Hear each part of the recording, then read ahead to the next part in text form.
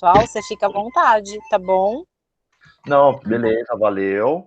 Eu, por Ô, mim... Sheila, desculpa. Não, eu queria falar que eu, por mim, eu toparia apresentar, sabe? Estamos aqui, pelo menos eu e o Camilo somos os designados, mas tem o Bruce, tem você, eu acho que, pô, eu com certeza toparia, sabe? Eu só não sei a questão do gravar, mas acho que pode gravar também, eu não sei, aí pra também não ficar uma dúvida só minha, O eu já Bruce devo já tá gravado, na verdade. já tá gravando. Eu só ia perguntar, ô, Sheila. É por isso. Para, Wander, ou não? Diga, Camilo. Não, eu só ia perguntar o quanto de estatística você sabe, assim, aproveitando que a gente está nesse momento de comentar um pouco assim, tipo, o que você já teve na faculdade e Então, tal. na faculdade, eu fiz lá no IME, né? No IME da USP, eu fiz estatística 1 e 2, né? Que é mais estatística voltada mais. Apesar que, vou falar a verdade para você, nem foi tanto voltado para biológicas, porque eu tive estatística com uma estatística, com uma professora lá do IME mesmo, e que não fazia a menor questão de fazer adequação para a parte de biológicas. Então, ela ia como se fosse, como se ela estivesse dando aula para quem fazia matemática, né? Então, Entendi. assim, mas eu não lembro, que já faz bastante tempo, né? Então eu não lembro, lembro muito pouco, né? Eu acho que é muito mais fácil para retomar, mas não que eu tenha, assim, o conhecimento não tá pronto, assim, sabe? Na minha cabeça, não tá aflorado, assim, eu preciso procurar lá no submundo. Entendi. Mas então quer dizer que pelo menos algum conhecimento, assim, tipo, de estatística básica, essas coisas que a gente tá passando, você já, em algum momento, Ah, você já viu, né? sim.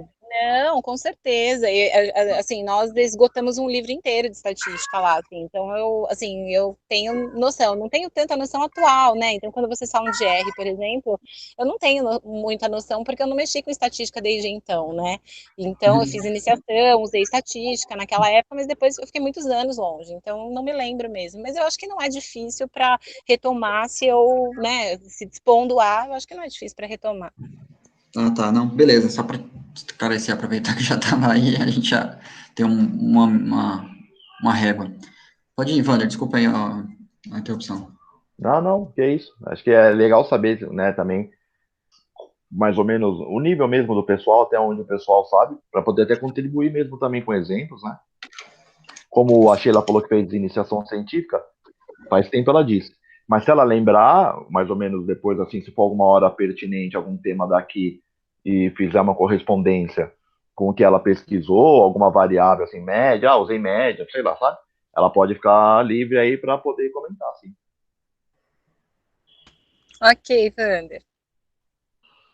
Tá, então, só para então passar o que a gente estava falando, a gente falou de média, certo? Semana passada, né? E aí, aqui são exemplos dessa página 65, né? Que ele coloca o que é média, beleza.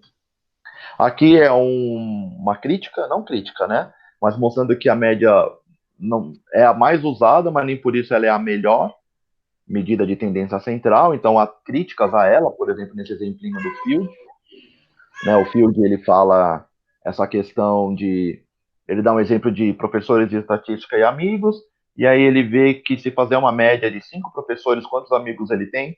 Eles vão ter 2,6. E aí ele até brinca, é impossível alguém ter 2,6 amigos. Então ele fala que ó, a média, não sei se é a melhor medida de tendência central para toda a questão. Então aqui ele mostra os erros que podem aparecer, né? Então aqui a linha tracejada é a média, e essas bolinhas com essas linhas na vertical são um erro, né? Então você vê que nenhum desses professores tem a média certinha, cravada.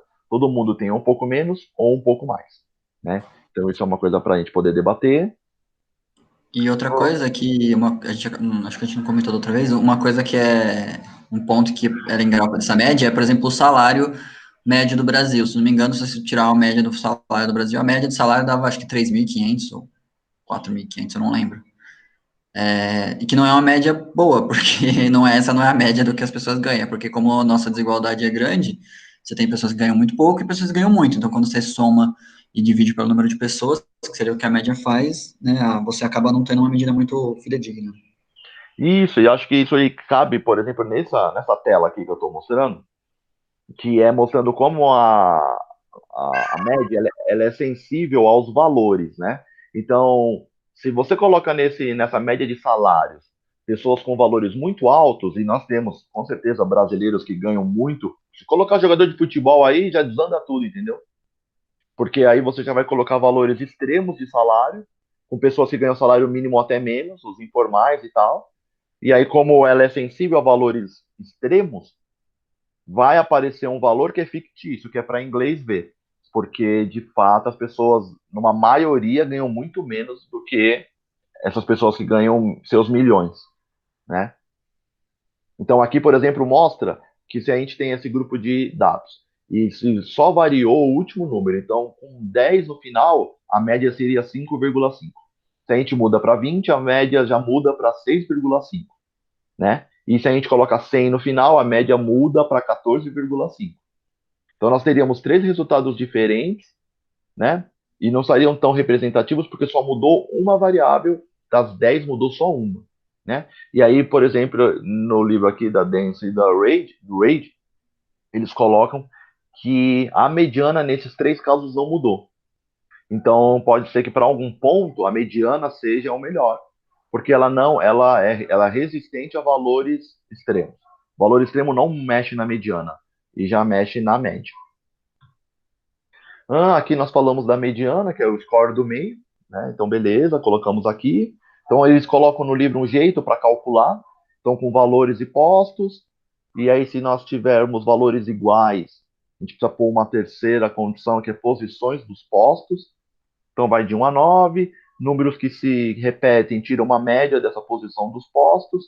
E aí, o valor dessa média vira o número do posto daquele valor, então 2,5, o 12 e o 12 ficam com um número de postos 2,5, 2,5, 19, 19 fica 4,5, 4,5, 20, 20, 20 fica com os postos 7, 7, 7, né? Então essa é a mudança que faz. E aqui, então, neste caso, essa seria a mediana, porque com números ímpares é fácil até, porque você coloca. Aqui tem 9 números. Então você coloca 4 de um lado, 4 do outro, e o do meio é a mediana. Quando você tem valores pares, então aqui nós temos 10 números, você precisa tirar a média dos dois do meio, né? Tanto dos valores quanto dos postos. E aí isso que eu até fiz ali, vai dar a sua mediana, né? Então, em valores, a mediana nesse caso seria 19,5, e nos postos, você tira a média de 4,5 e 7, daria 5,75. Então, onde tem aquele retângulozinho ali vermelho, é onde seria a mediana desse grupo de dados. E aqui falando da moda, né? A moda, e é uma coisa que nós vamos ver no histograma, porque o histograma, no fundo, a gente consegue ver a moda no histograma, né? Não a média, mas a moda, assim, aquele número que mais deu. Então, a moda é isso, é o valor que mais se repete em uma amostra. Nesse caso aqui é o 20, 3 vezes 20. E aqui eles dão um exemplo, mostrando que também nem sempre a moda é o melhor.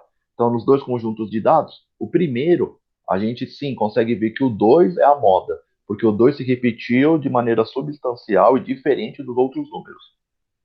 No grupo de baixo de dados, nós observamos que, de fato, de novo, o 2 se repete, mas não de uma maneira substancial e diferente dos outros. Ele se repetiu uma vez a mais só. Todos os números têm um dígito e o 2 tem 2. Então, aqui, de novo, a pergunta é: será que aqui a moda é o melhor para responder o conjunto de baixo, né, de dados, né? Aí talvez aqui a mediana ou a média fosse melhor, e em cima, como ele se repete muitas vezes, aí sim valeria a pena usar a moda, porque aí o 2 ele se destaca dos outros números. Aí aqui tá, mas qual usar então? Porque nós falamos aqui, menos a mediana, a gente não fez muitas críticas à mediana, mas a gente fez críticas à média, fizemos críticas à moda. E aí a ideia é, tá bom, qual usar? Então eu vou usar a mediana porque tem poucas críticas. A ideia não é por aí, assim, vou usar ela por isso.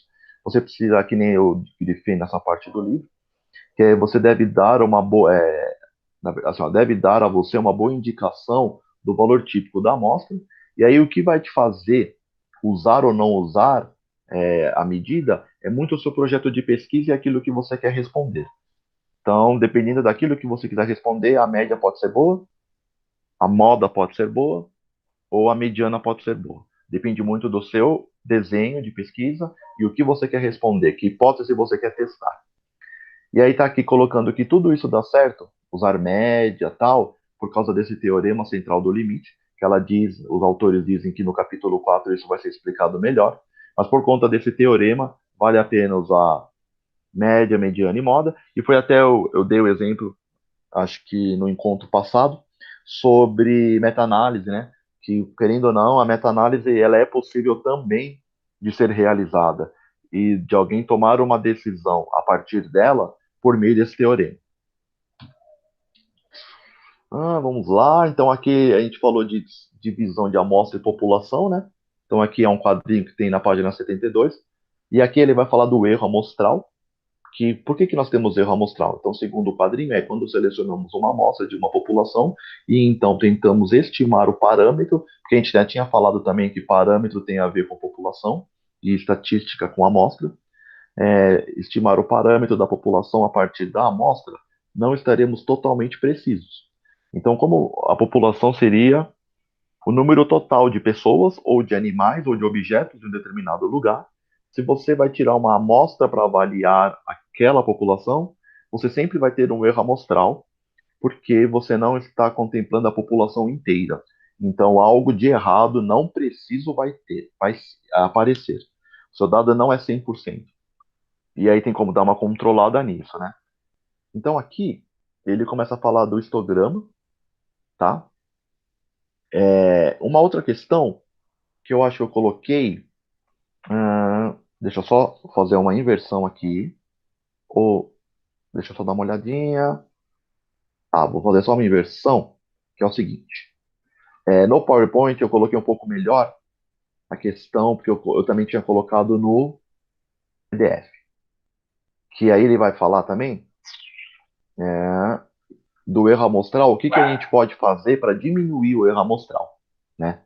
E aí, no capítulo, ele diz, um dos exemplos é ser assim, quanto maior você conseguir ter de sujeitos, objetos na sua amostra, menor é o erro amostral. Sempre vai existir o erro amostral. Ele dá até um exercício para fazer com alguns pandas, né, no capítulo. Então, os pandas têm os números na camiseta, que seriam tipo o QI deles. E aí eles falam, olha, aí ele começa a fazer variações, né? Olha, agora conte o QI da população toda e vê quanto dá dos pandas. Agora pegue o número desses pandas, 10 pandas, 2 pandas. E aí vai mostrando como, quanto mais perto da população você tem, quanto mais perto da população sua amostra for, menor o erro, mais perto do valor populacional você chega. E quanto menor for o número da sua amostra perto da população, maior vai ser a discrepância e maior vai ser o erro amostral. Então vamos ver aqui, desculpa passar rápido, mas aqui tudo nós já vimos, beleza. Teorema central.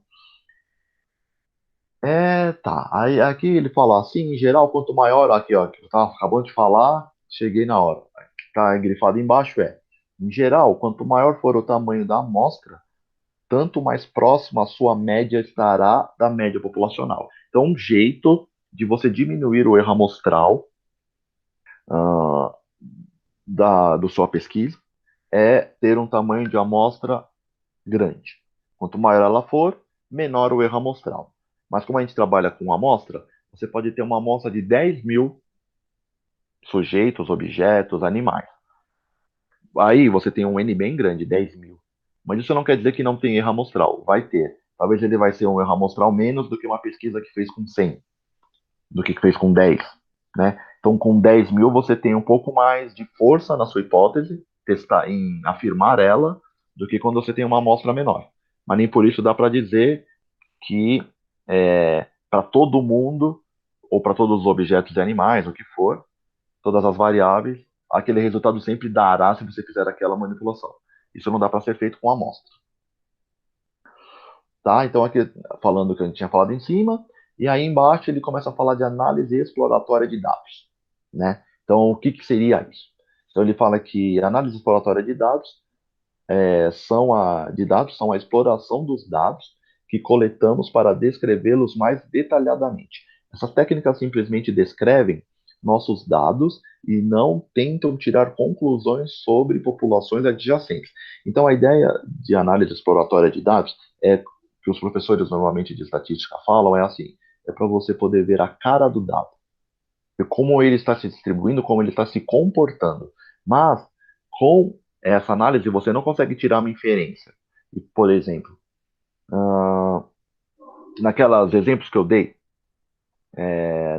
no encontro anterior, de alimentação saudável, então uma pessoa faz um teste lá, qualquer teste que seja, fluência verbal. E aí ela come uma comida não saudável e depois a gente vê se essa comida não saudável tem efeito na fluência verbal pós-refeição, e depois a gente dá uma comida saudável e vê o efeito da comida saudável pós-refeição. Se a gente for analisar e ver um histograma desses dados, nós não vamos ainda conseguir tirar uma conclusão se a comida não saudável faz bem ou faz mal, e se a comida saudável faz bem ou faz mal. O histograma é só para ver como o dado se comporta, né? E aí os testes estatísticos vão ajudar a gente a tirar essa conclusão. Então aqui ele dá um exemplo, né, na página 77, sobre histograma. Então o que é um histograma? Ele é um meio gráfico de representar a frequência da ocorrência de cada valor em uma variável na nossa amostra. Então, o eixo X, que é o de baixo, que é ali nesse aqui que eu coloquei agora, a variável que a gente está medindo ali é cor favorita, contém detalhes de cada valor na nossa variável, e o eixo Y representa a frequência de ocorrência desses valores. Então, a gente consegue ver com esse gráfico qual foi, por exemplo, aqui é um exemplo de cores favoritas que as pessoas foram nomeando. Qual cor você gosta mais e tal. As pessoas aqui, por esse gráfico, dá para identificar que a cor mais votada nesse grupo de pessoas, né, nessa amostra, foi a cor azul. Ela aparece numa frequência entre 60 e 80. Mais perto de 80, né? 70 e poucos. E aqui a gente consegue ver que a cor menos solicitada pelas pessoas, menos apontadas, foi a cor branca, né? Com menos, não sei nem se chega a 10, acho que nem chega a 10, né? Então aqui a gente consegue ver isso. E aqui a gente consegue ver, então, tudo que nós falamos de medida de tendência central, a gente consegue ver a moda. Então a moda desse conjunto de dados aqui foi a cor azul. Foi aquela que mais foi apontada pelas pessoas, tá? Aqui eles colocam de novo, que aqui agora é um score de depressão, né? Então embaixo são os itens de uma escala de depressão de 1 até 64, né? Mas eles juntam ali de 24 a 60, do lado esquerdo, né? Então a gente vê que parece que a questão 5 é a moda, é onde as pessoas mais pontuaram, assim, selecionaram esse item, com quase 15 ou 15, né? E aí a gente vê, mas é assim, normalmente o histograma da esquerda a gente não é muito habituado em usar, com esses espaços entre as barras. Fica até um gráfico meio feio, né? O que eles normalmente fazem para juntar e ficar um gráfico mais unido, eles fazem intervalos. Então, no gráfico da direita, eles fizeram intervalos de 5 itens dessa escala de depressão. Então, eles consideram o item 0 como um item. Então, o item 0 até 4, depois do 5 ao 9, do 10 ao 14. Eles fizeram clusters, né, que a gente fala, agrupou itens de um questionário para fazer um gráfico um pouco mais bonitinho, né? Porque o da esquerda não é muito utilizado. Então, aqui na página 78, os autores falam que a gente consegue ver no histograma duas questões principais, que é a moda, que é o valor modal, que é aquele que mais se repete, e a gente consegue ver como os dados são distribuídos. Isso vai ser importante depois, que ele fala ali, que é para saber de distribuição normal ou qual outro tipo de distribuição os meus dados se parecem, tá? Então, a gente consegue tirar essas duas informações vendo um histograma. Aqui, eu até fiz isso para a gente poder trabalhar um pouco, né? Aqui, que até tá no livro, né? Isso daí. Então, assim, ó, aqui é um histograma, tem valores embaixo, que vai de 1 a 8. Aí ele dá desvio padrão, média e N, tá? E aí eu pergunto para vocês, para Sheila, para quem tiver aí, né? Por exemplo, aqui, ó, qual é o valor da moda nesse conjunto de dados aqui que nós estamos vendo?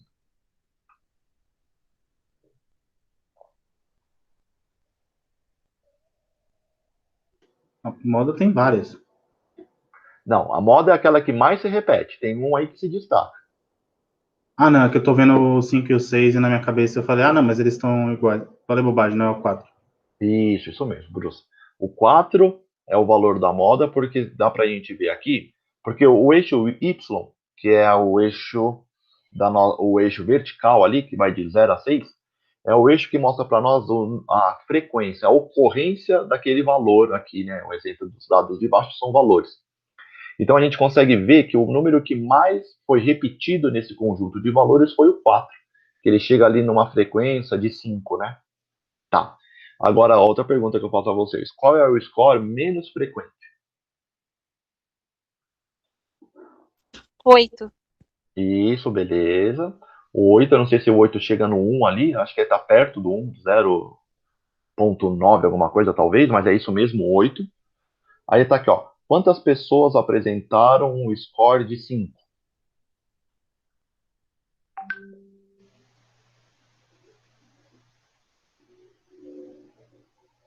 Score de quanto, Wander? Não consegui te escutar, desculpa. Isso, ó. Quantas pessoas apresentaram um score de 5?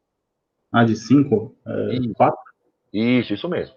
Porque é isso que a gente vai ver. Sempre o eixo Y vai falar o número ou de vezes que a pessoa escolheu, ou o número de vezes que deu aquele QI, ou o número de palavras dita numa fluência verbal, né? Então, o eixo Y sempre vai trazer esse dado para nós, tá?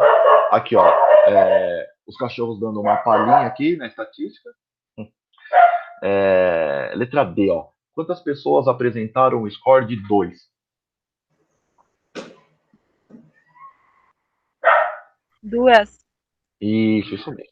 Então é legal do livro que tem essas questões para a gente poder ver, mas o histograma ele é bem assim utilizado, tá? A gente usa bastante, só para ver a cara do dado, tá bom? Para a gente ver que tipo de distribuição é.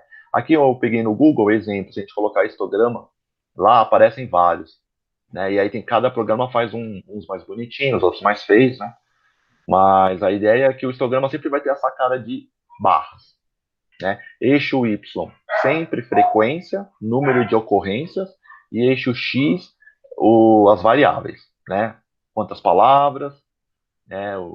A variável, o valor que você de fato quer ali medir, e aí você quer ver no eixo Y quantas vezes cada valor desse, cada variável foi apontada, conquistada pelas pessoas ou pelo experimento que você está fazendo.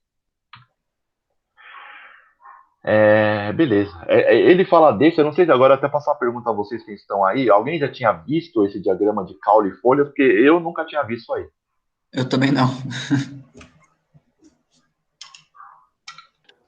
Eu já ouvi falar, mas eu nunca vi visualmente, assim. Você tem a imagem dele? Então, eu vou mostrar. A Sheila já chegou a ver isso lá no IME ou não? Eu não lembro, Wander. Tá. Eu nunca vi mesmo, achei bem confuso. Até eu peguei, aí até baixei esse livro do Tucker, 77, alguém quiser. Porque pelo que o Tucker tem um pós-hoc, que é uma análise estatística posterior a quando você faz o primeiro teste, que é um contraste, comparação que ele faz, né? E aí eu só sabia do Tucker, esse cara que ele está colocando ali, ó, desenvolvido por Tucker. E depois eu descobri que o Tucker ele inventou muitos gráficos. Ele criou gráficos. Então hoje o boxplot que nós vamos falar, esse daí, caule e folhas, e tem tantos outros. Esse cara inventou, então esse cara foi monstro, na real, né? Eu nunca tinha ouvido falar. E aí ele diz aqui embaixo, só no quadro embaixo, ó, os diagramas de caule e folhas são similares aos histogramas, mas a frequência da ocorrência de um valor em particular é representado escrevendo repetidamente este valor em particular, ao invés de desenhar uma barra em um diagrama. Então a ideia é um pouco estranha, mas é assim, ó. Ali ele dá o exemplo caule e folha. Caule é da esquerda, né? E aí você sempre vai pensar na dezena.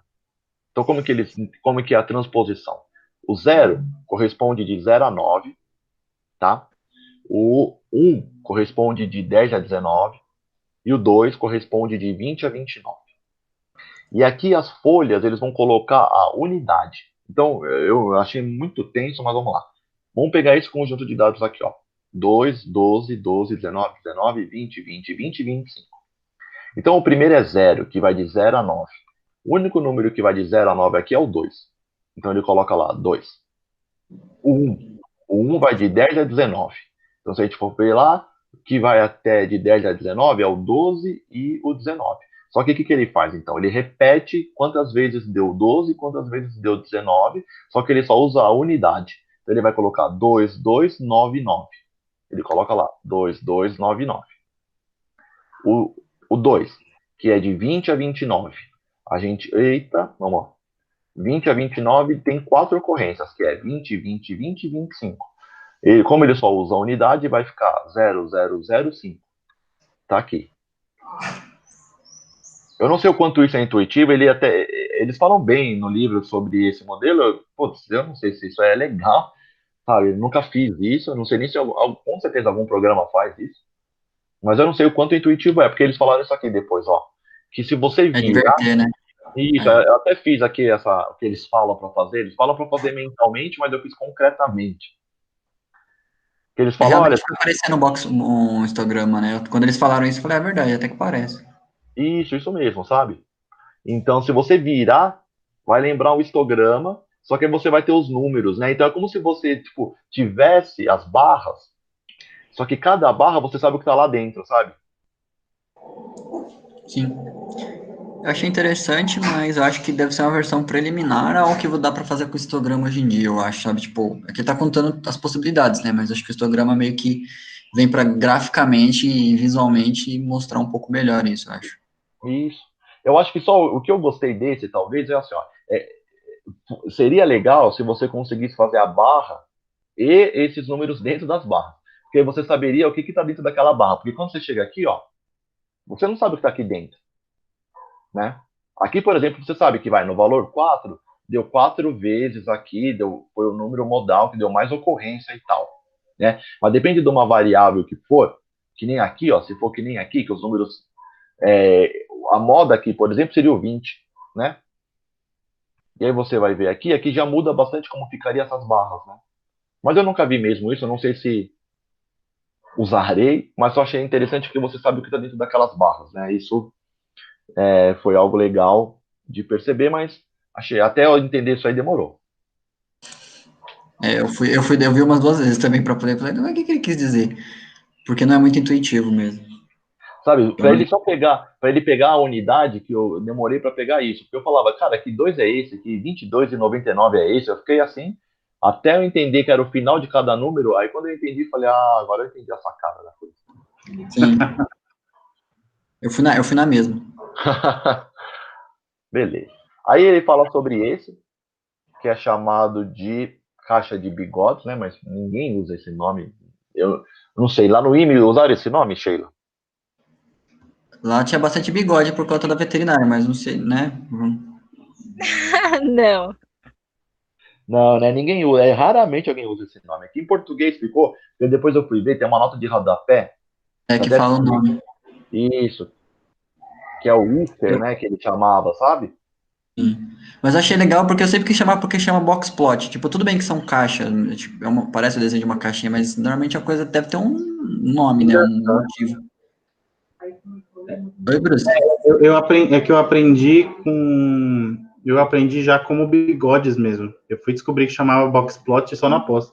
É mesmo? Você aprendeu onde? Na graduação? Não, lá na HC. No HC. Putz, porque aí eu fui ver, de novo, ó, pra você ver, esse aqui foi fera, hein? De novo, quem quiser esse livro de 77, eu baixei ontem, quem quiser eu mando pra vocês em PDF. É um livro mais só para você dizer que tem do que ler de fato, porque talvez acho que muita coisa mudou. Sim. Mas foi ele que criou, né, esse boxplot, e aí ele chamava de tanto boxplot ou alguma coisa Whisker e tal. Né? Chama Então, Boxes and Whiskers, né? De fala, né? Uma coisa assim. isso mesmo. Tô com o livro aqui, eu já te respondo, peraí. Tá ótimo. Porque tá até naquele, ó, tá escrito ali, ó. Caixa e bigodes tem um asterisco. Aquele asterisco é o rodapé da página, a página 82. Que ele vai até explicar o nome, que é isso mesmo que você falou, acho. Ele fala que ele chama, os quartis, não, peraí, esse 82 tenho certeza que 81, na verdade. O termo caixa e bigodes para box plot se deve ao fato de Tuckey também denominou esse diagrama de box and whisker plot. Tá bom. Né? Então, beleza. Esse aqui é um gráfico, né? Que a gente já vai trabalhar com outras métricas. Aqui já entra uma das medidas de tendência central, porque até então os outros ali você não tem uma medida de tendência central. Ali você consegue ver a moda, né, no histograma, e aqui você vai conseguir. Aqui eles trabalham com a média. Então aqui mediana, desculpa. Então o boxplot sempre vai trabalhar com mediana. Aqui você não vai ver nunca média. Quando você vai, o que você vai ter de dado aqui é mediana e os quartis. Na verdade, a mediana vai dividir a amostra entre 50% para baixo e 50% para cima, né? Então aqui, ó, beleza, aí o gráfico ele fala, ó, a definição. O diagrama de caixa de bigodes, ou box plot, nos permite identificar facilmente scores extremos, assim como ver como os scores estão distribuídos em uma amostra. Então, eu acho que não é a ideia dos nossos encontros aqui. Eu coloquei isso aqui, né, na apresentação, mas a ideia está no livro. Acho que a gente não precisa desvendar de como é feito, tem todas as etapas, né? Esse aqui é um pouco mais complicado de, digamos, realizar. Por exemplo, lógico, você jogar num programa vai sair rápido, mas se você fosse fazer à mão, isso aqui tem um trabalho um pouco mais de alguns processos para chegar nele, né? Então ele vai contando aqui que vai. Uma série de contas bem grandes, inclusive.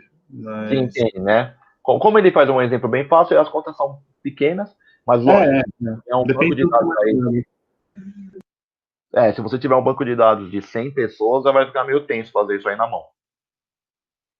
Então ele vai contando os processos, né? Aqui ele vai falando, ó, dos quartis, que aí aqui vamos supor, é o terceiro.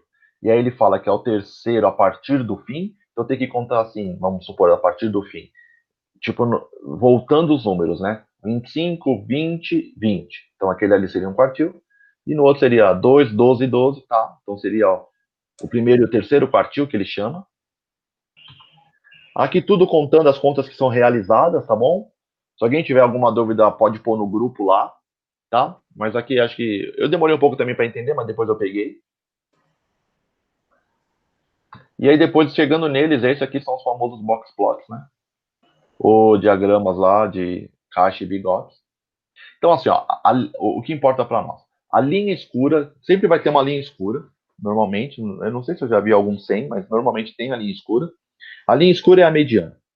Então, se você sabe o que é a mediana, você já sabe que ela está dividindo toda a amostra em 50%.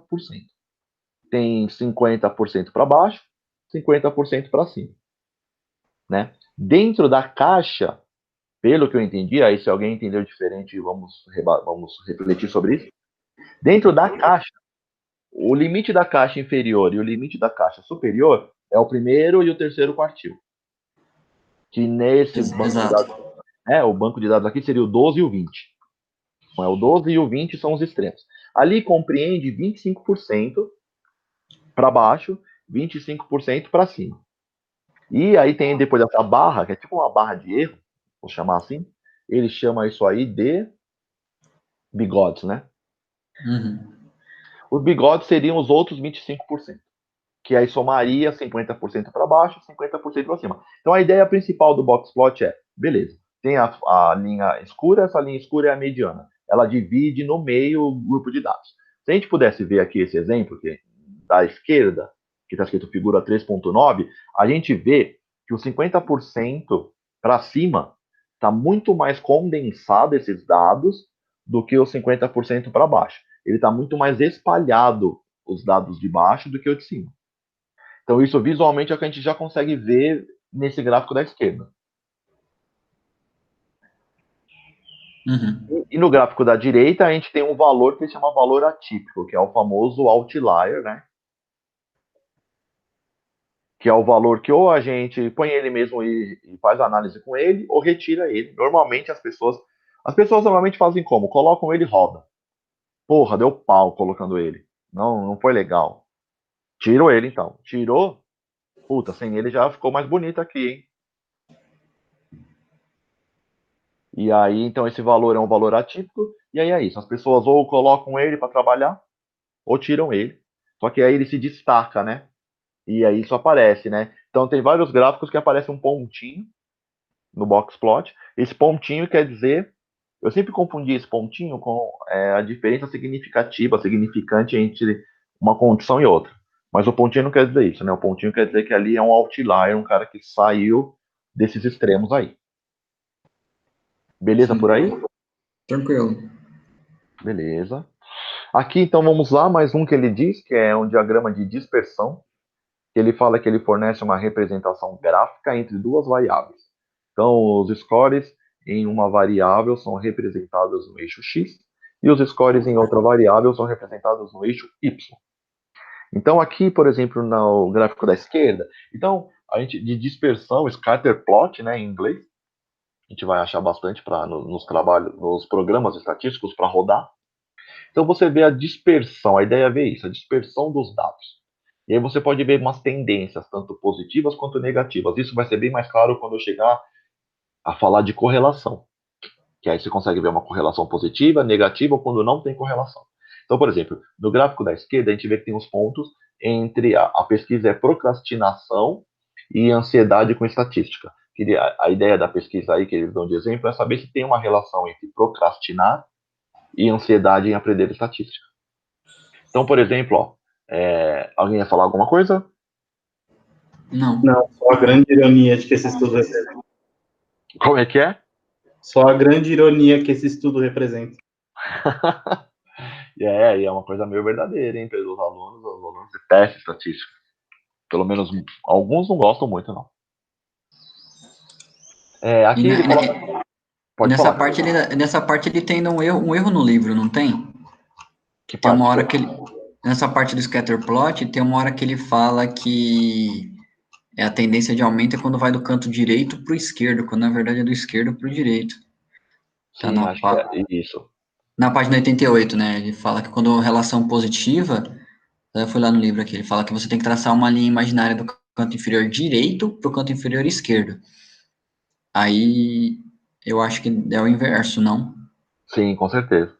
Seria... Não é. Ele está descrevendo a linha de corte em direção, então você tem que imaginar que ele está fazendo essa linha oblíqua do ponto inferior direito para o ponto superior esquerdo, ele está indicando a linha de corte do gráfico, não em que direção a linha de dispersão vai, entendeu? Então, mas está falando do gráfico da direita, né? Esse gráfico da direita... Quando ele estava descrevendo, ele estava falando de como é que eu posso explicar? Os quadrantes do gráfico, não da linha em si, entendeu? Então, mas se ele fala que é canto inferior direito, então, mesmo que seja por essa lógica, se começar no canto inferior direito, nem tem dados se você dividir em 4 partes o gráfico da esquerda, né? Porque ele estava falando pro 3.13, quando ele se refere. Tanto é que depois, quando ele fala que ele tá falando que isso é um tipo de resultado de relação positiva, né? Quando ele vai falar da relação negativa, ele fala do canto superior esquerdo pro canto inferior direito. Aí até faz mais sentido. Não, que aí ele faz, usa o exemplo. Mas ele repete? Eu não lembro de ter repetido o mesmo para os dois. Ó, vamos pensar uma coisa. Eu vou fazer uns rabiscos aqui. Vamos ver. Ó, eu entendo assim. Não, eu entendo a correlação positiva e negativa. Estou falando só de no meio da descrição ser assim. A positiva seria partindo daqui, né? Assim, ó. Isso seria, certo? Porque a ideia da positiva é aumenta um no X, aumenta um no Y. Aumenta um no X, aumenta um no Y. Quando tá que nem aqui, ó, se a gente fizesse uma linha cúbica, porque a linha cúbica ia fazer até uma voltinha bonitinha aqui assim, ó, não que nem a minha, mas ia fazer. A ideia é, aqui seria assim, ó, quanto mais aumenta em X, então mais aumenta em X, digamos, eu tenho uma diminuição em Y. Eu aumento um número aqui, diminuo um aqui. Aumento um aqui, diminuo um aqui. Aí é a negativa, né? Positiva seria isso aqui. Então, pelo isso que o Camilo disse, talvez foi um erro, ou quem traduziu, aí depois tiver que ver no inglês, se eles erraram em inglês também. Às vezes foi um erro de escrita, não tem problema. Acho que pode acontecer, né? Sim. Mas é isso. Na correlação, no capítulo de correlação, a gente vai ver tudo isso de novo, mas a ideia é isso mesmo, né? Fazendo essa linha da esquerda para a direita na diagonal, a gente pensa uma correlação positiva. Essa linha diagonal da esquerda para a direita, só que de cima para baixo, é uma relação negativa. Aqui ele dá até um exemplo, ó. Ele fala do erro de amostragem, que também o erro de amostragem a gente vê aqui. Então, por exemplo, aqui a gente não vê relação nenhuma, certo? Nesse da página 92. São vários dados, né? Então a gente não vê nenhuma tendência. Não parece que aumentando x aumenta y, e não parece que aumentando x diminui y. Aqui a gente não vê nada. Então, quando dá isso aqui nos seus dados, você tem que falar assim, não deu relação alguma. X não tem nada a ver com Y. Então, eles não têm relação. Aí eles falaram assim, olha como o erro amostral pode te influenciar negativamente. Porque se a gente só tem 3 dados, olha como aqui parece que tem uma relação negativa, né? Sim. Porque aqui parece que quando aumenta a procrastinação, quanto mais eu procrastino, menor fica a minha ansiedade na estatística. E aí, quando eu ponho mais dados, quer dizer, vamos supor que eu fiz um piloto. Piloto é aquele pré-experimento. Aí eu fui lá, apliquei em 3 pessoas um questionário de procrastinação e um questionário de ansiedade estatística. E eu falei assim no meu piloto, acho que eu vou conseguir explicar um efeito legal. Mostrar que procrastinação e estatística têm uma correlação negativa. Aí eu vou, de fato, eu aplico em mais pessoas, em 20 pessoas. Aí, quando eu pego os 20, eu falo, puta, mas é aquele efeito que eu tinha visto com 3. Aí é o erro amostral, quer dizer, era uma amostra muito pequena que não estava me representando bem meus dados. Quando eu aumentei, já vi que aquele efeito do piloto não tinha nada a ver com o efeito original, talvez, um efeito um pouco mais representativo. Então, aqui a ideia é mostrando que erro de amostragem não é só para pesquisa de causa e efeito, mas também ele pode aparecer em pesquisas de relacionamento entre variáveis. Tá? E aqui, acho que a gente vai finalizando o capítulo, ele vai falar um pouco sobre distribuição normal. Alguém queria falar algo? Não, só falei, é isso mesmo. É isso mesmo, né? Então, vamos lá, distribuição normal, tá bom? É isso aqui, esse é o desenho. Então, uma característica legal da distribuição normal é que a média, a mediana e a moda sempre vão ser a mesma, o mesmo valor. Então, isso é um requisito para a distribuição normal. Outras distribuições, esses valores modificam. A média é um valor, a mediana é outra, a moda é outra. Na distribuição normal, a média e a mediana é a mesma, são os mesmos valores, tá? E o que nós chamamos também é que vai termos técnicos tal, que os extremos da direita. Então, assim, essa curva também é chamada de curva de U invertido. Muitos artigos colocam como U invertido. Então, é como se você tivesse o U e invertesse. Ou curva de sino, né? Parece um sino também. E aí, acho que normalmente são esses tipos de nomenclatura que o pessoal usa, né? E aí tem os extremos, né? Sempre vai ter o pessoal, né? Vai ter o pessoal que está aqui e o pessoal que está aqui. E essas partes é sempre chamado de caudas. Então tem a cauda, essa cauda normalmente é a negativa, essa cauda é a positiva, porque é uma escala que vai do menos para o mais. Então quem está para cá, por exemplo, em QI, está com QI menor. Quem está aqui no meio está na média, né? Ou na mediana ou na moda. E quem está para cá está nos valores extremos positivos de QI. Tá bom? Então eles falam aqui, ó, certamente não é. Beleza. Aí aqui ele está falando do software e tal. E aí, por que então a gente sempre fala, a gente sempre ouve falar, né? Distribuição normal, distribuição normal, distribuição normal, né? Por que a gente ouve falar muito disso? Por causa que na vida ele até coloca, ó, muitas variáveis, tais como peso, altura, tamanho do sapato, níveis de ansiedade, resultados de teste, QI, e entre outras, várias outras variáveis, a distribuição que esses dados se adequam é uma distribuição normal. Por isso que ela é tão importante e uma das mais utilizadas. Antigamente, a estatística ficava presa a isso. Então, a estatística falava assim, eu tenho que ver se o meu dado deu normal. Porque muito teste estatístico, ele era feito para dados normais. Então, se eu tinha um dado não normal, eu tinha que usar uma estatística não paramétrica. E todo mundo queria correr da estatística não paramétrica porque ela não é tão confiável, ela erra mais. Né? Na distribuição normal, existem erros menores. Então, por isso que todo mundo, até hoje sim, mas é que hoje tem muito teste mostrando que dá para você fazer e descobrir qual é a distribuição dos seus dados, né? Mas antigamente não se tinha muito isso. Então, todo mundo rezava para que seu teste fosse, que seus dados fossem normais, para poder usar um teste T, usar uma nova e não usar os correspondentes não paramétricos. Então ele também fala aqui, ó, que deve ser simétrica em torno da média. Então a média, né? Então todo esse desenho tem que estar simétrico à média, que seria essa parte aqui. As caudas encontram o eixo X no infinito, quer dizer, então, na verdade, nunca encontra, né? O eixo, essas caudas encontrando com o eixo X, elas nunca vão se encontrar, na verdade. E deve ter a forma de um sino de um invertido, tá bom? Então, esse é o desenhão da distribuição normal. Então, aqui eu peguei um exemplo de uma distribuição de QI.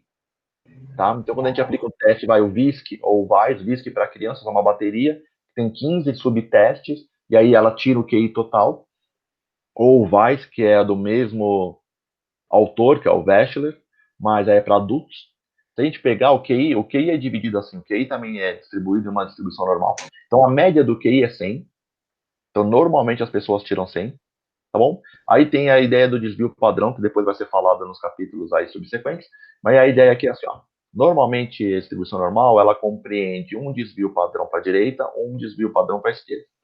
Se a gente compreender toda essa faixa azul, compreende isso aqui, ó, 68% da população, mais da metade da população, tem QI média 100, ou 85 ou 150, variando entre esse espectro, tá? Então, 68% da população tem isso.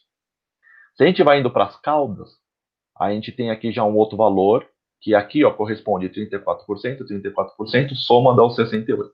Aqui, nós vamos ter, para essa cauda laranja, 13,5% da população tem um QI entre 70 e 85, e outros 13,5% tem um QI entre 115 e 130. Aí, se você somar, então, as pessoas que estão no meio de 68 e esses dois trechos da cauda, você já começa a falar de 95% da população. Então, a maioria da população está aqui, a grande parte, entre 70 e 130, né? A média mesmo, as pessoas estão aqui no meio, então 95 você compreende quase toda a população. E tem os valores extremos, 2,5 para mais, que aí QI 150, QI 135, 140, ou pessoas aqui, aí são pessoas com algum transtorno do neurodesenvolvimento, autismo, ou, por exemplo, isso aqui é rico para diagnóstico e tratamento de deficiência intelectual. Deficiência intelectual se dá o diagnóstico pelo QI. Normalmente é um QI abaixo de 70. Então, se a pessoa está entre 70 e 55, junto com umas escalas de comportamento funcional, adaptativo, que eles chamam, você soma essa escala de comportamento adaptativo em um QI bem baixo desse, aí o médico consegue dar o resultado, assim, o diagnóstico de deficiência intelectual, porque não tem um exame biológico que faça esse diagnóstico. Então, aqui é só mostrando aqui, ó, o tamanho da amostra influencia, com certeza, na distribuição normal. Então, uma amostra de 96, aqui tem a margem de erro, né? E aí vai diminuindo. Então, é assim, quanto menos pessoas eu tenho, maior é a minha margem de erro. E era aquilo que a gente estava falando do erro amostral, né? Quanto mais pessoas eu tenho, menor a minha margem de erro. Então, eu tenho uma margem de erro de 10% quando eu tenho 96 pessoas, e já tenho uma margem de 2% quando eu trabalho com 2.401 pessoas. E aqui vai mostrando que a curvatura dela vai se modificando quanto mais pessoas eu tenho. Então, quando eu tenho 96 pessoas, a curva é quase achatada. Então, isso aqui, na verdade, a gente nem diria que é uma distribuição normal. Ela lembra, mas ela está muito feia. Com 384 pessoas, ela já está melhor. Então, quanto mais pessoas eu aumento minha amostra, mais cara de normal essa distribuição fica. Então, raramente você vai ter uma distribuição normal com N pequeno. Você vai conseguir com N grande, né? Então, você vê que até 600 pessoas já tem uma boa cara de normal, 1.067 mais ainda e 2.401 mais ainda, tá bom? E aqui só, de novo, e aqui é aquela ideia do desvio padrão que eu falei. Então, aqui, normalmente, a média sempre está aqui, ó. A média sempre está no meio. Aí você tem um desvio padrão para a direita, positivo, um desvio padrão para a esquerda, negativo, tá? Que aí dá aquilo que eu falei de 68%. Aí você tem mais desvio padrão, então 2 desvios padrões para a esquerda ou para a direita. Aí você compreende esses 95 que a gente tinha falado ali. E aí tem 3 desvios padrões ainda, que aumenta mais. Aí é 0,3, que são casos ou patológicos desse lado, ou casos de superabilidades desse outro lado. Tá? Então, por isso que muita gente também usa isso, né, como uma medida assim, eu vou excluir um outlier, mas o que é um outlier? Tem pessoas que falam, olha, uma pessoa que tem um valor, 3 desvios padrões, acima ou abaixo da média da minha amostra, eu vou tirar esse cara, que é um critério bastante utilizado. Tem gente que quer tentar melhorar o dado e fala, não, beleza, 2 desvios padrão, se o score daquele sujeito for 2 desvios padrões maior ou menor que a média do meu grupo, eu vou tirar esse sujeito também. Só vou trabalhar com quem está dentro de um desvio padrão. Então isso aqui também ajuda nessa questão de outlier, tá bom? Eu acho que era isso. E só uma coisa que... não. Para terminar, eu achei legal essa imagem, porque assim, não existe só distribuição normal, existem várias.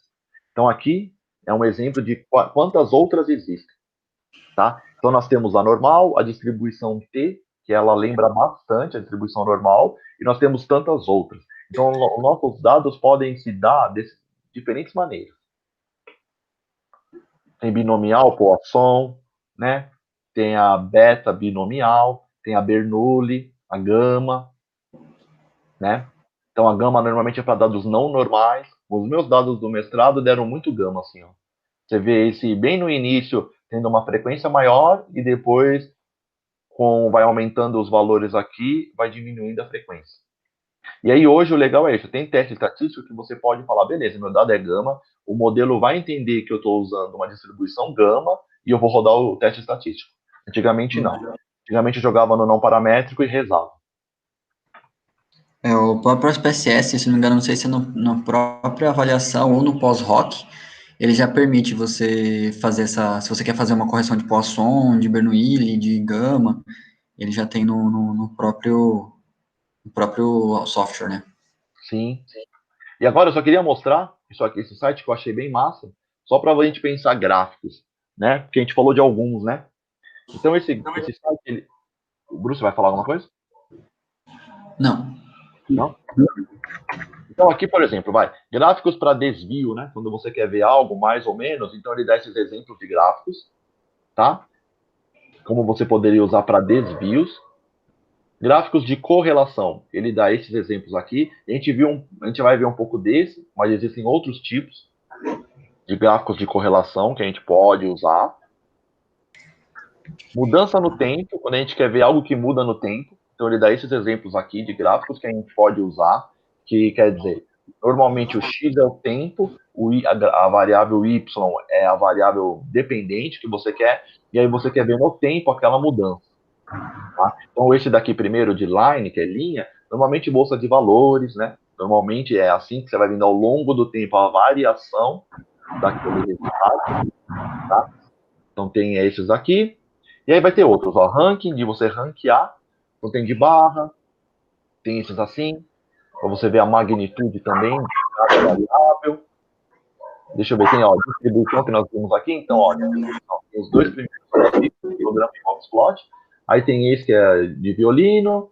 E tem uns que eu nunca ouvi falar, mas, ó, dot plot, que também você vê um pouco como se distribui, né? Então, depois eu posso passar esse link para vocês, porque ele dá uma ideia de, se eu vou pesquisar determinado tipo de estudo variável, como eu posso apresentar? Então, ele te dá várias ideias, ó, de como você pode, e com certeza nesses programas Python, R, você consegue fazer esses gráficos. Uhum. Beleza? Beleza, Gander, valeu, muito bom o site. Beleza. E é isso, gente, acho que de